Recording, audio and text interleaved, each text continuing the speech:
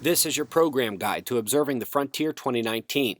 Beautiful views of the mountains and extinct volcanoes out our hotel balconies at the Crown Plaza Albuquerque. Let's go ahead and run down some of the garnishments to the core conference. Student session on Saturday. Water Worlds. Cash prizes for the top student in both the scientific and artistic mission groups.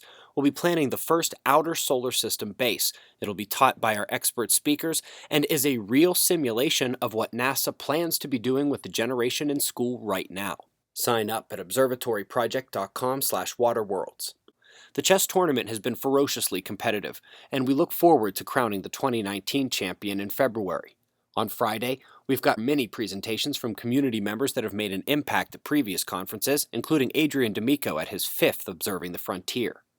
Both the student session and the General Assembly will get to see the Exolith Lab display from Central Florida.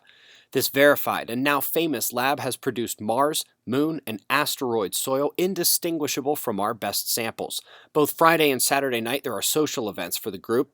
Everybody always says that getting to meet the speakers face-to-face is their favorite part of the event. As always, Catherine's unstoppable urge to give things away takes over the times between the speakers.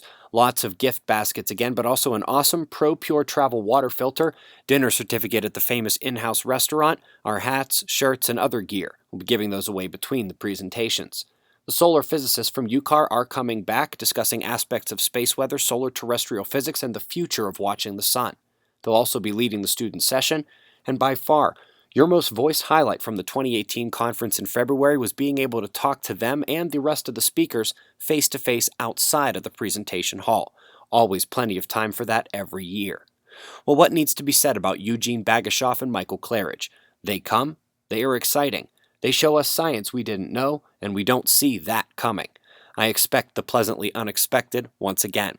Of course, Dr. Robitaille is coming back for his 3rd conference appearance. He was at the initial Observing the Frontier conference in 2015 and again at our first Albuquerque event in 2017. If you need a reminder, he's the one who showed the mistakes in physics that allowed him to revolutionize magnetic resonance imaging and directly saved thousands of lives, if not millions. Now, those very same principles are applied to the mistakes of physics, and he is like a one-man Thunderbolts project. And the same could be said for Dr. Brian Tinsley, Professor Emeritus at the University of Texas at Dallas. So much of the solar climate forcing is founded in his revelations, which were mostly a decade ahead of their time in terms of the importance of the global electric circuit. I will be delivering the various updates and a big claim presentation. Cosmology will be a 2 to 3 hour classroom-style presentation on Friday. On Sunday, we'll discuss solar forcing of earthquakes and other key items the community interest has dictated, and the big bold font in the middle. We will indeed use middle school complexity science to demonstrate a critical flaw in every single climate change study. Dr. Tinsley is practically a hero in the realm of solar forcing of weather.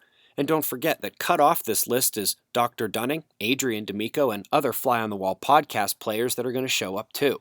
So let's take a look at the schedule at observatoryproject.com. Clicking OTF 2019 takes you to the information page where the schedule can be found. By the way, there are links to numerous subpages with more information, like the student session sign-up and info page. Friday morning, for anyone in town, we are going out to the Western Mesa. Look north to a supervolcano in Los Alamos and probably have some observer-related discussions within the small group of early risers. The cosmology course will take place afterwards. It's going to be intensive and classroom style, so we do have an alternative, the weather lab. After a full day of talks, the chess tournament begins and information is found on that page. Colorado Ballroom again this year. We went a little harder on the displays and exhibits this year, featuring artist Drew Brophy bringing his world-famous talent for a live show. Dozens of groups, companies, and organizations have wanted to be part of the event, and they are all like-minded people. Our gongmaster, Lisa Lipp, will resonate not just your physical self, but your disposition as well. There is more information at observatoryproject.com than I realized Kat could fit on there, and we are here to answer any questions you have. We also have a link directly to the crown on that page, so after you register for the conference, be sure to book your room. Make a quick thanks here to our sponsors, Hemp Lucid. Thanks to the few hundred of you already registered, this is the Awake event of the year, with no less than 5 of the speakers being of the electric and plasma universe persuasion, and we are going to have a great time as always. Be safe, everyone.